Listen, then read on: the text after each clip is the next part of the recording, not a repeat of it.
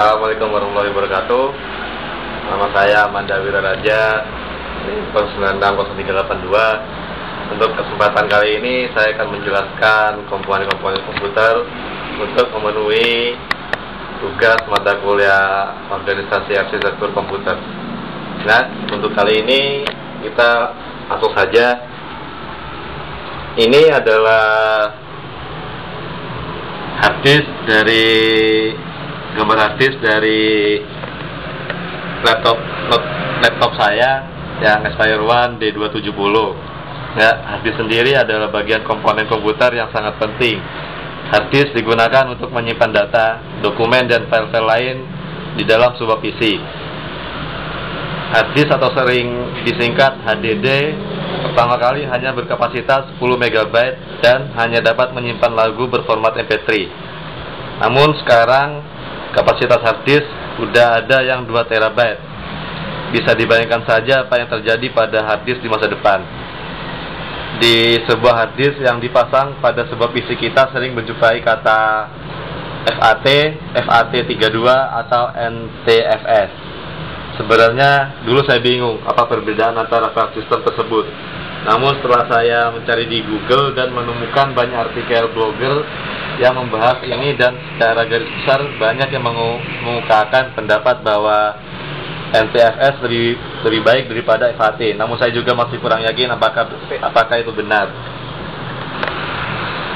Dan selanjutnya ini adalah motherboard dari Aspire One D270. Motherboard adalah sebuah papan rangkaian elektronik utama yang menjadi landasan dari komponen-komponen lainnya. Di antaranya prosesor, memori, video graphic acceleration atau VGA, sound card, dan lain-lain dalam slot-slot atau soket yang tersedia. Penggunaan jenis prosesor akan sangat mempengaruhi pemilihan motherboard. Motherboard merupakan tempat berlalu lalangnya data. Motherboard menghubungkan semua peralatan komputer dan membuatnya bekerja sama sehingga komputer berjalan dengan lancar. Untuk tipe-tipe motherboard ini banyak sekali. Namun kualitas motherboard ini ditentukan dengan chipset yang tertanam di dalamnya seperti SES, Nvidia, Enforce, Intel, VIA, dan lain sebagainya. Ya, selanjutnya ini adalah Intel Atom. Prosesor Intel Atom. Prosesor adalah sebuah chip yang berupa integrated circuit atau IC yang mengontrol keseluruhan sistem komputer dan digunakan sebagai pusat atau otak dari kegiatan komputer dalam melakukan perhitungan dan menjalankan tugas input-output. Prosesor terletak pada soket yang ada di motherboard. Prosesor dapat diganti dengan jenis yang lain asalkan soket pada motherboard sesuai dan sistem pada motherboard mendukung arsitektur prosesor tersebut. Prosesor terbagi menjadi 3 bagian penting, yaitu ALU atau Arithmetic Logical Unit, yang kedua TU Control Unit, dan MU Memory Unit. Ya, ini adalah gambar RAM dari Aspire One D270.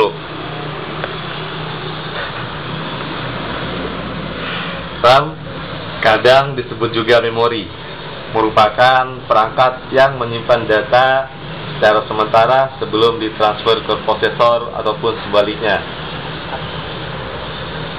Seperti kita ketahui bahwa semua data di dalam sistem komputer diolah oleh prosesor dan disimpan di dalam HDD. RAM dijembatani antara prosesor dan HDD karena apabila prosesor mengambil data dari HDD secara langsung akan terjadi proses yang terlalu lama. Prosesor Xeon saat ini memiliki performa pengolahan data satuan GHz, artinya miliar per detik, sedangkan HDD SDSI paling tinggi hanya memiliki transfer rate 320 MB per detik. Jadi bisa dibayangkan perbedaan di antara keduanya. Umumnya server menggunakan RAM tipe DDR1 atau DDR2. DDR1 merupakan singkatan dari Double Date Rate sebuah teknologi memori yang dikembangkan dari generasi sebelumnya, yaitu SDRAM, Single Data RAM. Secara teoritis, DDR memiliki performa 2 kali lipat dari SDRAM dengan membawa 2 bit data per clock cycle, sedangkan SDRAM hanya 1 bit. DDR2 sendiri merupakan DDR generasi kedua yang mengalami perbaikan dan penyempurnaan dari sisi performa dan reduksi panas. RAM DDR1 atau DDR2 memiliki beberapa varian teknologi berdasarkan kegunaannya, yaitu unbuffered, ECC register, dan FBDIMM. Unbuffered umumnya digunakan pada PC desktop biasa. ECC digunakan pada server class value atau workstation, sedangkan ECC registered atau FBDIMM digunakan pada server mid to high end. Ya, ini adalah VGA dari notebook Aspire One D270. VGA atau kepanjangannya Video Graphic Array adalah merupakan sebuah standar tampilan komputer analog yang dipasarkan pertama kali oleh IBM pada tahun 1987. Walaupun standar VGA sudah tidak lagi digunakan karena sudah diganti oleh standar yang lebih baru, VGA masih diimplementasikan bagi Pocket PC. VGA merupakan standar grafis terakhir yang diikuti oleh mayoritas pabrik pembuat kartu grafis komputer.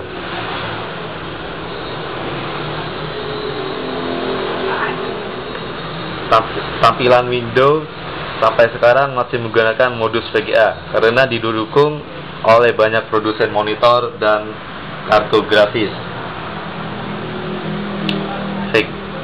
VGA biasa dinamakan juga dengan video card, video adapter, display card, graphic board, display adapter atau graphic adapter. Istilah VGA sendiri juga sering digunakan untuk mengacu kepada resolusi layar berukuran 640 kali 480. Apapun pembuat perangkat keras kartu grafisnya, kartu VGA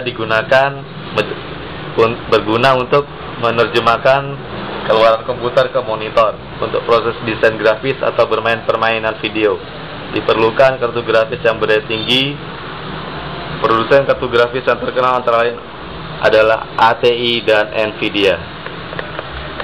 Ya, itu adalah beberapa komponen dari komputer yang bisa saya jelaskan. Kurang lebihnya saya mohon maaf. Assalamualaikum warahmatullahi wabarakatuh.